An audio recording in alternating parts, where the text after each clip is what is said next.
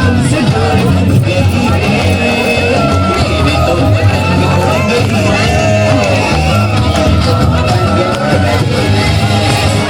जब से गुरु दर्शिला मती मेरा खिला खिला से गुरु दर्शिला मती मेरी तो पतंग उड़ गई मेरी तो पतंग उड़ गई मेरी तो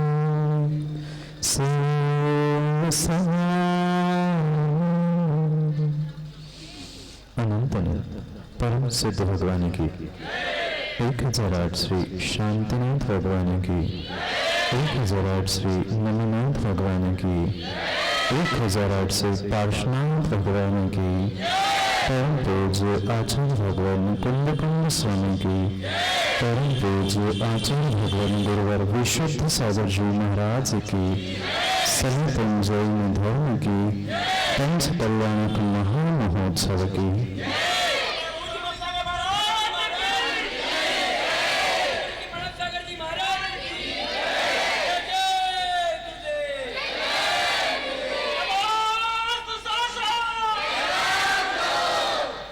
अंतिम तीर्थ वर्धमान स्वामी के शासन में हमसे विराजते और उनकी ये पावन पीयूष देशना हम सभी के लिए परम उपकार।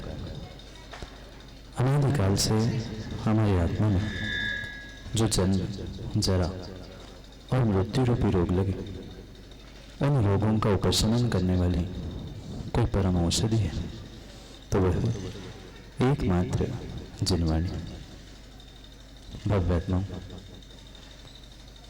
शबरी ने पुकारा था, राम चले आए थे।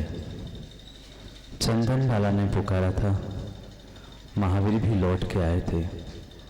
और बानपुर वालों ने पुकारा था, मुनि संघ भी लौट कर आया है।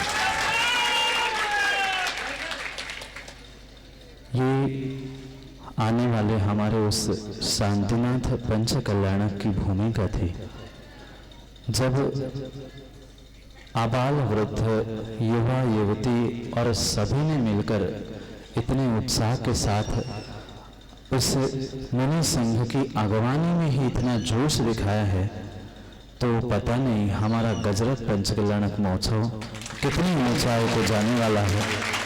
ये तो वह सिमंदर स्वामी के ही केवल ज्ञान में झलका होगा कि आने वाले हमारे उस भव्य पंच कल्याणक का ये मात्र अभी ट्रेलर भी नहीं था। ये तो आजकल क्या चलता है युवा, टीजर से भी छोटा, 2 सेकेंड का मात्र, जैसे उस क्लिप की तरह है ये मात्र।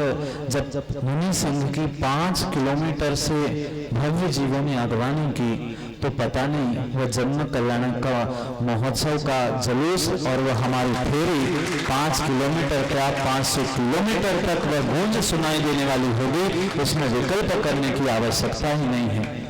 ये पुण्यात्मा जीवों के ही पुण्य का प्रताप है कि हम नवीन वर्षों में, नवीन वर्ष से हो गया ना, लोग पता नहीं क्या क्या करके नया साल मनाने वाले हैं, मना रहे हैं, और बानपुर वाले भगवान के पंचकल्याणक की तैयारी में लगे हैं। तो भगवान का पंचकल्याणक उनके जीवन के लिए और वर्ष के लिए नई शुरुआत करने वाला हो, ये सौभाग्य के क्षण है।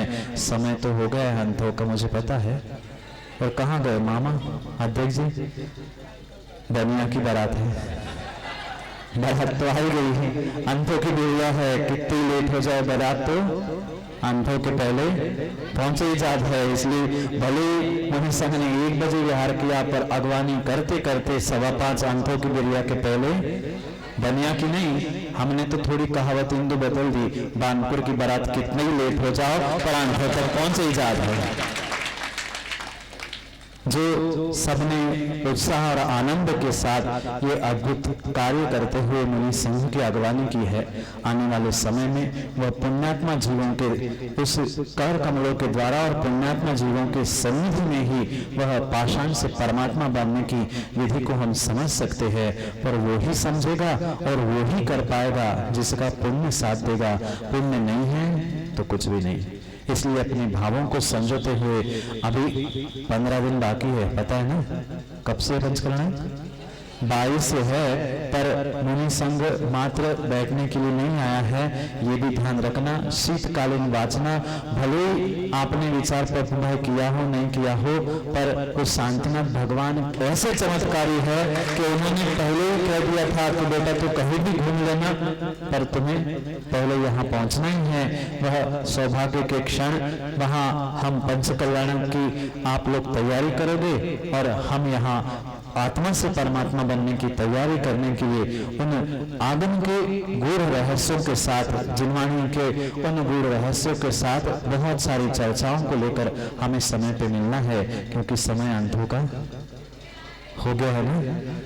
सबकी तैयारी है, मुझे पता है, आप कहो नहीं कहो हम पहले से जानते हैं कहाँ पे किसकी तैयारी है। मैं देख के ही आया हूँ, हमें सबकी तैयारी देख के आया हूँ कि तैयारी मात्र शरीर के भोजन की नहीं है, वो तो शरीर की भोजन की, अंतों की तो समय समय पर हमें तैयारी मिलती रहेगी, पर आत्मा का भी भोजन जिसको प्राप्त करना है वह सौभाग्य की क्षणों के साथ हमें भगवान की वाणी और पाषाण से भगवान परमात्मा बनने की उस विधि को भी समझना है। इसलिए सबके लिए बहुत बहुत आशीष है जो प्रत्यक्ष और परोक्ष रूप से वह देव शास्त्र गुरु की अगवानी और उसके उस महोत्सव को महामहोत्सव बनाने के लिए अपना सहयोग प्रदान कर रहे हैं। उनके लिए बहुत बहुत आशीष है। जिन्होंने तन मन धन से सहयोग किया है और करने वाले हैं, उन सबको यही आशीष है कि ये पक्का मान लेना, क्योंकि मैंने जितनी बार मैं बानपुर में आया हूं उतनी बार मैंने कहा है इतिहास तो लिखा जाएगा। आज की अगवानी का भी इतिहास आपने लिख दिया, आने वाले पंचकल्याणक का भी इतिहास लिखा जाएगा और प्रत्येक व्यक्ति का आबाल वृद्धों का इतिहास लिखा जाएगा। पर निर्णय हमें करना है कि हमारा इतिहास में नाम कौन से इसमें लिखना है, आग लगाने वालों में माता कि बाग लगाने में। चिड़िया का दृष्टांत भूल गए क्या? चिड़िया की कथा भूल गए क्या? एक एक बूंद पानी से वो आग बुझाना चाहती थी। एक काला खोपड़ी वाला इंसान पहुंच गया और कहने लगा तू कितनी पागल है, क्या एक बूंद से पानी बुझता है? आग बुझती एक बूंद के पानी से? वो चिड़िया कहती है युवाओं याद रखना, उस चिड़िया की छोटी सी बात युवाओं याद रखना। उस चिड़िया ने कहा था मुझे विश्वास है मेरे एक पानी की बूंद से कभी आग बुझने वाली नहीं है, पर जब भी इस जंगल के जलने का और आग बुझने का इतिहास लिखा जाएगा, मेरा नाम लिखा जाएगा, पर मेरा नाम आग बुझाने वालों में लिखा जाएगा और तुम्हारा आग लगाने वालों में लिखा जाएगा। इसलिए निर्णय करना है माँ किसमें नाम लिखना है? आग लगाने में, बुझाने में, आग बुझाने में कि बाग लगाने में? क्योंकि एक काम में एक समय में एक ही काम होगा, चाहे आग लगा लो चाहे बाग लगा लो। क्या लगाना है? बाग लगाना है। तो निर्णय करो, अपने मन को, वचन को और शरीर को ऐसा तैयार कर लो कि 15 दिन की तैयारी में वह भले ही 15 महीने, पता है कि भगवान का जन्म होता है तब कितने 6 महीने गर्भ के पहले से 6 महीने 15 महीने पहले से गर्भ रत्नों की वर्षा होती है। यहाँ बानपुर वाले इतने समझदार है, 15 महीने नहीं 15 दिन ही सही, रत्न नहीं, रत्नों की वर्षा नहीं, कम से कम रत्नंत्रधारी को ही ले आए। अब तो जिनवाणी की वर्षा होती रहेगी और रत्नों की भी वर्षा होती रहेगी। इसमें कोई सौभाग्य और विचार करने की बात ही नहीं है। जैसे आते आते हम उस मड़ावड़ा में भी बिंदु कह के आए थे, वो हर लोग पूछते थे कि जहां हम छिंदवाड़ा तक हुआ है 400 किलोमीटर, वहां लोग कहते महाराज जी क्या रखा है बानपुर में और मड़ावड़ा में, शहर में कुछ भी हो जाए, कहीं से भी घूम के आए। जब हम सुनते हैं, चाहे टीवी पे सुने चाहे व्हाट्सएप पे यूट्यूब पे, कहाँ पहुंचे? बानपुर पहुंचे। कहाँ पहुंचे? मड़ावड़ा पहुंचे। कहाँ पहुंचे? बानपुर पहुंचे। वहां ऐसा है क्या करो? जो मैंने मड़ावड़ा में भी बात करी थी, जो अपने होते हैं वो अपने ही होते हैं। और यहाँ तो सबको ही पता है, वे अद्वैत जी मामा कहते हैं ना, और सबको पता है किसी के गांव में मामा है तो सब पूरा गांव क्या हो जाता है? गांव के जितने आदमी वे सभी मामा हो जाते हैं। अब मामा के गांव में छुट्टी के दिन में नहीं आएंगे ऐसा हो ही नहीं सकता है। चाहे गर्मी की छुट्टी हो, मार्च अप्रैल में भी गर्मी की छुट्टी में आए थे, अब बड़े दिनों की छुट्टी चल रही ना, बड़े दिनों की छुट्टी में सही, पर छुट्टी में मामा के घर में आना ही पड़ता है, क्योंकि वह सौभाग्य की क्षण है। मामा और मामी इतना दुलार है तो युवाओं महात्मा के पास पहुंचकर हमें परमात्मा बनने के लिए कितना दुलार प्राप्त हो जाएगा, इसको सोच समझकर हमें निर्णय करना है। समय बहुत हुआ, सबके लिए बहुत बहुत आशीष। कल पुनः समय पर, समय के लिए पुनः समय पर मिलते हैं। आते आते कितना कितना बानपुर वालों का सौभाग्य है, पता नहीं कैसे कैसे दुर्भाग्यशाली जीव है जिनको इस महामहोत्सव से प्रेम नहीं है, उत्साह नहीं है। बेचारे वे उस दिन भी कहा था ना उल्टे लटके मिलेंगे, वहां मिले ना मंदिर में भी कोई सारे चमगादड़ बनने वाले बेचारे मुंह फेर के बैठते हैं, पर जिनको वे तन मन धन से यहाँ लगेंगे, पक्का मान लेना आप तो तन मन धन से लगोगे। वहां गया से आचार्य भगवान का तुरंत आशीर्वाद आया था, बेटा तू बानपुर पहुंच रहा है तो दुनिया का और कोरोना का विकल्प मत कर, शांतिनाथ भगवान और मेरा आशीर्वाद है, कोई तेरा काम नहीं बिगाड़ सकता। तो आपका ये पंच कल्याणकर गजरथ महोत्सव उत्कृष्ट तरीके से संपन्न होगा, इसमें कोई बाधा आएगी नहीं। इसलिए सबके लिए पुनः पुनः यही आशीष, इसी उत्साह के साथ, इसी आनंद के साथ हमें इन 15 दिनों की तैयारी के साथ, वह जिनवाणी के स्वाध्याय और बाहर की तैयारी के साथ पाषाण से परमात्मा बनने की विधि को समझना है। पर वो ही प्राप्त कर पाएगा जिसका सौभाग्य होगा, जिसके भाग्य में कुछ नहीं लिखा है उसे कोई भाग्य को जगा नहीं सकता। इसलिए भाग्य को सौभाग्य महाभाग्य बनाने के लिए समय पर समय की चर्चा के लिए सबको बहुत बहुत आशीष के साथ पुनः समय पर मिलते हैं, क्योंकि समय पे किया गया काम समय पे दिलाता है। बोले भगवान महावीर स्वामी की।